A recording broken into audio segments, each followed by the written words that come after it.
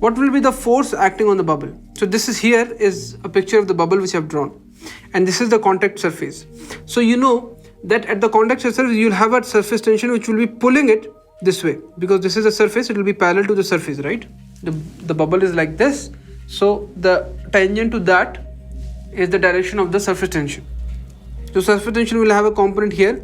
This angle, if this angle is given as theta to you, or let's call it theta, then this will be 90 degrees because this is tangential. This angle will also become theta, and if this is t sine theta and this is t cos theta.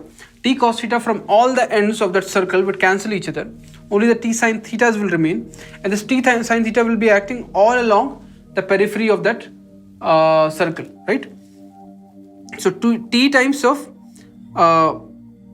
t sine theta times small element dl you have to integrate, and because we know that t sine theta is going to remain a constant for all the elements, it comes out of the integration. You remain with integration of dl, which is nothing but 2 pi r.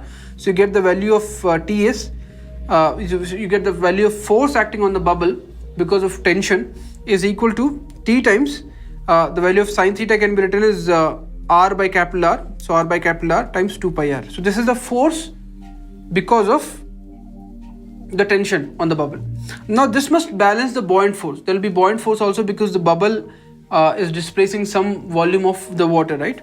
So T times of R by R times 2 pi r, the force due to the tension, must be balancing the buoyant force, which is 4 by 3 pi r cube, the volume, times the weight, the density of water, times G, because this is the total volume which it displaces, okay? Although it attaches over here, but this is the total volume of water which it is displacing, okay? So this gives you the value of R to be R square root over 2 rho W G upon 3 T.